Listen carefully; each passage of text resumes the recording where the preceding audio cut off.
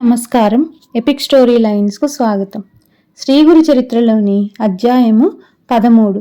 శ్రీ గణేశాయ నమః, శ్రీ సరస్వత్యై నమః, శ్రీ గురుభ్యోం నమః. ప్రస్తావన: ఈ 13, 14, 15వ అధ్యాయాల్లో శ్రీగురుడు శిష్యులకు ఆశ్రమ ధర్మాలను వివరించి విధిస్తాడు. పరమ పురుషార్థ ప్రాప్తికి ధర్మం పునాది లాంటిది. అట్టి ధర్మానికి శృతి, స్మృతి, సదాచారము, ఆత్మసంతృప్తి అన్నవి 4 ప్రమాణాలు. కనుక సూక్ష్మమైన బుద్ధి మొదటి రెండింటినీ హృదయగతం చేసుకొని సందేహాస్పదమైన అంశాలలో సత్పురుషుల ఆచారాన్ని స్వీకరించాలి. ఈ మూడిటికి సమ్మతమైన ధర్మాన్ని తెలుసుకొని సత్వశుద్ధి చేత శ్రద్ధతోనూ తృప్తిగాను ఆచరించగలగడమే 4వ ప్రమాణం. కానీ శృతులకు అర్థం చెప్పగలవారు, వాటి పరంగా స్మృతులను అన్వయించగలవారు ఎవరు? అంత నిర్దిష్టంగా వాటిని తెలిసి ఆచరించి కృతార్థత నొందిన వారే సత్పురుషులు. కనుక వారి వాక్యాలే, ఆచరణయే ప్రమాణం. కనుక ధర్మాన్ని కూడా వారి వద్దనే నేర్వాలి. అది తెలపడానికి ఈ అధ్యాయంలో ఈ శ్రీ నరసింహ సరస్వతి స్వామి స్వయంగా శిష్యులకు ఉపదేశించారు. ఆయన వలె ఆశ్రితులకు సర్వపదాల నుండి అభయం ఇవ్వగలవాడే సద్గురువు. ఆయనే 4 పురుషార్థాలకు ఉత్తమమైన మార్గం తెలుపగలవాడు, ప్రసాదించగలవాడు. సన్యాస ధర్మాలను శ్రద్ధతో పరిశీలించి వాటిని ఆచరించడానికి సంసిద్ధులైన వారే తురీయ ఆశ్రమాన్ని స్వీకరించే యోగ్యులని ఈ అధ్యాయం తెలుపుతుంది. ఇలా సుఖదుఖాలకు లొంగక ధైర్యంతో స్వధర్మాన్ని ఆచరించగలగాలంటే కూడా సద్గురుని అనుగ్రహమే శరణ్యం. కథారంభము.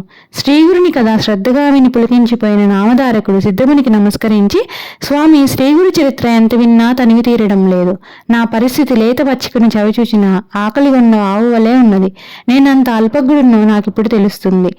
అజ్ఞానం వలన భ్రష్టుడనై నేనే వెనుక కష్టాలు కొని తెచ్చుకున్నాను. అంటే శ్రీగురుని పక్షాన ఎట్టి లోపము లేదని తెలుసుకున్నాను. అజ్ఞానాంధకారంలో దారి కనిపించుకున్న నాకు జ్ఞానజ్యోతి అయిన మీరే శ్రీగురుని చూపారు. మీ రూపంలో శ్రీగురుడే నన్ను అనుగ్రహించారు. మీరు చేసిన మేలుకు నేనెప్పటికీ మీ రుణం తీర్చుకోలేను.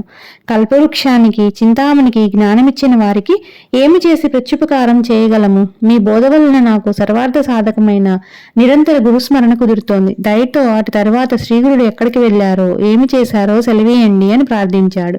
సిద్ధయోగి సంతోషంతో అతని శిరస్సును చేయి పెట్టి, నీ జన్మ ధన్యమైంది. శ్రీగురుని పాదాలు నీ హృదయంలో చోటు చేసుకున్నాయి కనుకనే ఇలా కోరగలుగుతున్నావు. ఇందువలన నీవు తరించడమే కాక సాటివారిని కూడా తరింపచేయగలవు. నీవు అడుగుతుంటే మాకు కూడా ఆనందం కలుగుతుంది అని ఆ వివరాలు ఇలా చెప్పారు. శ్రీగురుడు ప్రయాగలో ఉండగానే వారి మహం గురించిన ఖ్యాతి అన్ని దిక్కులా వ్యాపించి ఎందరో ఆయనకు శిష్యులయ్యారు. వారిలో ముఖ్యుడు మాధవుడు, సిద్ధుడు, బాలుడు, ఉపేంద్రుడు, జ్ఞానజ్యోతి, సదానందుడు, కృష్ణుడు అనే 7 స్వామికి ముఖ్య శిష్యులము. మా అందరి పేర్లకు చివర సరస్వతి అనే బిరుదుంటుంది.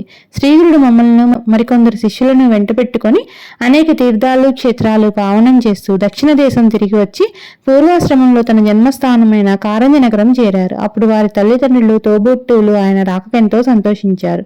స్థానిక జన్మంతా ఆయన్ను దర్శించి పూజించారు. వారిలో బ్రాహ్మణులందరూ స్వామిని తమ ఇంటికి భిక్షకు ఆహ్వానించసాగారు. శ్రీగురుడు అందరి ఆహ్వానాలను అంగీకరించి ఒకే సమయంలో అనేక రూపాలలో అందరి ఇళ్లకు వెళ్లి భిక్ష చేశారు. అందరూ ఆ లీలకు ఆశ్చర్యపడి ఆయన సర్వవ్యాపకుడైన భగవదవతారమని గుర్తించారు. ఒకరోజు ఆయన తల్లిదండ్రులకు శ్రీపాదుల రూపంలో మళ్లీ దర్శనమిచ్చారు. వెంటనే అంబకు పూర్వజన్మ స్మృతి కలిగి భర్తతో, నాదా, క్రిందటి జన్మలో లోకపూజ్యుడైన కొలుకు కలగాలని నేను శ్రీపాద స్వామిని పూజించి వారి ఆదేశానుసారం శని ప్రదోష పూజ చేశాను. ఈ జన్మలో ఆ కోరిక నెరవేరి నా జన్మ సార్థకమైంది అని చెప్పింది. అప్పుడు ఆ దంపతులు తమను సంసార సాగరం నుండి ఉద్ధరించమని ఆయన్ను కోరారు. అప్పుడు శ్రీగురుడు ఏ వంశంలో అయితే ఉత్తముడైన సన్యాసి జన్మిస్తాడో ఆ వంశంలోని 42 తరాల వారు తరిస్తారు. ఆ కులమంతటికి బ్రహ్మలోక ప్రాప్తి కలుగుతుంది. అంతకు ముందు నరకంలో పడిన పితృదేవతలు కూడా బ్రహ్మలోకం పొందుతారు. మీ కులంలో నేను జన్మించాను కనుక మీకు బ్రహ్మపదం లభిస్తుంది. మీ పిల్లలు పూర్ణాయుష్యమంతులే, అష్టైశ్వర్యవంతులే సుఖంగా జీవిస్తారు. మీరు వారి బిడ్డలను, మనములను చూడగలుగుతారు. చివరి దశలో క్షేత్రాలన్నిటిలో ఉత్తమమైనది, వేదాల చేత కీర్తించబడినది అయిన కాశీలో మీరు నివసిస్తారు. మీకు ఎట్టి చింత అవసరం లేదు అని అభయమిచ్చారు. అప్పుడు పూర్వాశ్రమంలో స్వామివారి సోదరి అయిన రత్న ఆయనకు నమస్కరించి, స్వామి, నాకు కూడా సంసార తాపత్రయం తొలగించి నిర్లిప్తత ప్రసాదిస్తూ తపస్సు తపస్సు చేసుకుంటాను అని ప్రార్థించింది. అప్పుడు శ్రీగురుడు నవ్వి, అమ్మ, స్త్రీలకు పతిసేవ వల్లనే మోక్షం లభిస్తుంది, అభీష్టాలు కూడా నెరవేరుతాయి. కాబట్టి భర్తయే పరమేశ్వరుడు అన్న భావంతో ఆయన్ను సేవించు. గృహిణులకు అదొక్కటే మార్గమని వేదం చెప్పింది అన్నారు. అప్పుడు ఆమె, స్వామి, మీరు త్రికాలజ్ఞులు, నా ప్రారంధం ఎలా ఉన్నదో, నా భవిష్యత్ ఏమితో తెలపండి అని కోరింది. శ్రీగురుడు, నీ సంస్కారం తామసికమైనది. పూర్వజన్మలో అన్యోన్యంగా ఉన్న దంపతులకు తగువ పెట్టి వారిని విడదీశావు. అందువల్ల ఈ జన్మలో నీ భర్త నిన్ను విడిచి సన్యాసి అవుతాడు. పూర్వజన్మలో నీ ఒక ఆవును కొట్టి చంపావు. అందువల్ల నీకు ఈ జన్మలో కుష్ఠరోగం వస్తుంది అని చెప్పారు. వెంటనే రత్న భయంతో ఏడుస్తూ ఆయన పాదాల మీద పడి, గురుదేవా, నన్ను రక్షించండి అని వేడుకున్నది. శ్రీగురుడు ఆమెను ఓదార్చి, అమ్మ, మా అనుగ్రహం వలన ఈ కర్మఫలం నీ వృద్ధాప్యంలో అనుభవిస్తావు. నీకు కుష్ఠరోగం వచ్చినప్పుడు మా దర్శనం అవుతుంది. నీకు కుష్ఠరోగం పొడిచూపగానే దక్షిణ దిక్కున ఉన్న భీమా నదీ తీరంలోని పాప వినాశ క్షేత్రానికి వెళ్ళు. భీమా అమరరాజ నదీ సంగమం దగ్గరున్న గంధర్వపురంలో ఆ తీర్థం ఉన్నది అని చెప్పి శ్రీగురుడు తన శిష్యులతో కలిసి గోదావరి పుట్టిన క్షేత్రమైన నాసికకు బయలుదేరారు. నామధారక, ఈ పరమ పవిత్రమైన గోదావరి నదిని వృద్ధగంగా అంటారు. దాని ఒడ్డున ఎన్నో పుణ్యతీర్థాలున్నాయి. అది ఎలా వచ్చిందో చెబుతాను.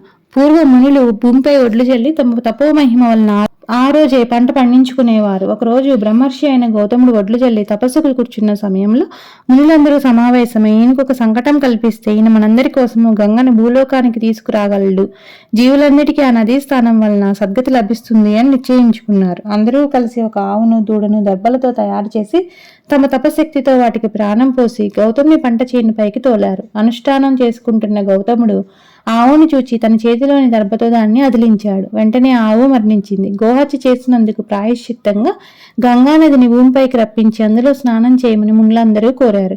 గౌతముడు అందుకు అంగీకరించి తపస్సు చేసి శంకరుని అనుగ్రహంతో గంగను భూమి మీదకు తెచ్చాడు. అందుకే దీనికి గౌతమి అని పేరు. అదే ఈ గోదావరి. అది కూడా గంగ ఎంతటి పవిత్రమైనది కనుకనే శ్రీగురుడు దాని పుట్టుక స్థానమైన త్రయంబకానికి వచ్చారు. తర్వాత ఆయన నది యొక్క రెండు తీరాల ఉన్న పుణ్యక్షేత్రాలను దర్శిస్తూ గోదావరి పరిక్రమం చేశారు. ఆ పర్యటనలో శ్రీగురుడు మంజరీకరమనే క్షేత్రానికి వచ్చారు. అక్కడ మాధవారణ్య స్వామి అనే ఒక సన్యాసి నరసింహావతారాన్ని పూజిస్తుండేవారు. ఒకరోజు అతనికి ధ్యానంలో తన ఇష్టదైవానికి బదులు శ్రీగురుని దర్శనమైంది. తర్వాత అతడు శ్రీగురుని దర్శించి సాష్టాంగ నమస్కారం చేసి గద్గద కంఠంతో, మీరు సాక్షాత్ ఈ నదికి ఉత్తర తీరాన ఉన్న శ్రీ లక్ష్మీ సమేతుడైన శ్రీ నరసింహస్వామియే అని అన్నారు. మా దర్శనం వలన నీ సేవ ఫలించింది. ఇక నుండి ఆత్మభావంతో మమ్మల్నే ధ్యానిస్తుండు అని శ్రీగురుడు తన దివ్య దర్శనం అనుగ్రహించారు. మాధవారణ్యుడు పారవస్యంతో ఇలా స్తుతించాడు. ఓ జగద్గురు సార్వభౌమ, మీకు జయము జయము. నరునిలా కనిపిస్తున్న మీరు త్రిమూర్తి స్వరూపము, లోకాలను ఉద్ధరించే జగజ్యోతి అయిన పరమపురుషులు. మీ పాద దర్శనం వలన కృతార్థుడనయ్యాను.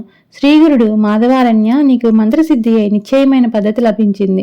నీవు నిత్యము మా స్వరూపమైన నరసింహమూర్తికి మానసిక పూజ చేశావు కనుకనే మా ప్రత్యక్ష దర్శనం లభించింది. నీకు శాశ్వత బ్రహ్మపదం లభిస్తుంది అని ఆశీర్వదించి గోదావరి పరిక్రమం కొనసాగించారు.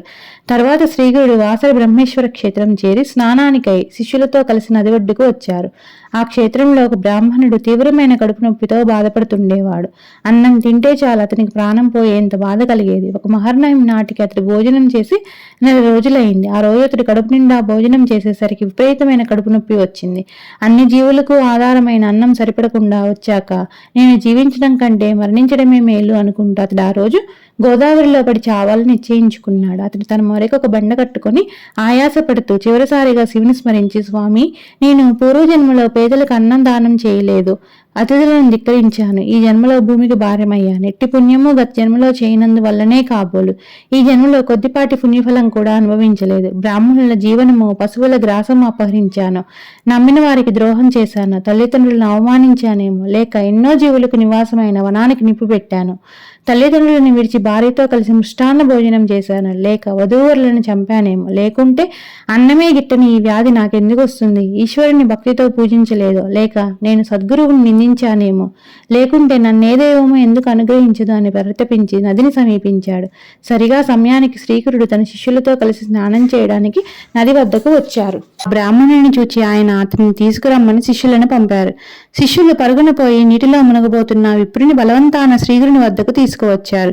స్వామి అతనితో, బ్రాహ్మణుడా, ఆత్మహత్య మహాపాపమని తెలిసి కూడా నీవు అందుకే పాల్గొడుతున్నావేమి అని అడిగారు. ఆ బ్రాహ్మణుడు, స్వామి, నన్ను ఈ విషయం అడిగి మాత్రం ప్రయోజనం ఏమున్నది?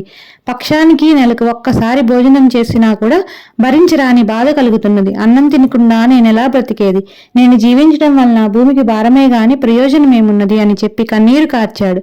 శ్రీగురుడు, నాయన, క్షణంలో నీ బాధ పోగొట్టగల ఔషధం ఇస్తాను, భయం లేదు. ముందుగా నీవు నిర్భయంగా రుచికరమైన భోజనం చెయ్యి అన్నాడు. ఆ బ్రాహ్మణుడు ఆయనపై విశ్వాసం ఉంచి శ్రీగురునికి నమస్కరిస్తుండగా ఆ గ్రామాధికారి కూడా వచ్చి నమస్కరించాడు. శ్రీగురుడు, నీవెవరూ, ఎక్కడుంటావు అని అడిగాడు. ఆ గ్రామాధికారి, స్వామి, మాది ఆపస్తంభ శాఖ, కౌండిన్యస గోత్రం, నన్ను సాయం దేవుడు అంటారు. మా స్వస్థానం కడకంచి, కాంచీపురం. ఒక యవనరాజు సేవలో సంవత్సరం నుండి నేను పనిచేస్తున్నాను. మీ దర్శనం వలన నా జన్మాంతర పాపాలన్నీ నశించాయి. గంగలో స్నానం చేస్తే పాపాలు నశిస్తాయి. చంద్రుడు రాత్రి సమయాల్లో మాత్రమే తాపాన్ని పోగొడతాడు. కల్పవృక్షం తన నీడను ఆశ్రయిస్తే మాత్రమే కోరినది ప్రసాదిస్తుంది. కానీ విశ్వాన్ని తరింపచేయడానికి అవతరించిన తమ దర్శనం తక్షణమే పాప తాప దైన్యాలను హరించి ధర్మార్థ కామమోక్షాలను ప్రసాదించగలదు.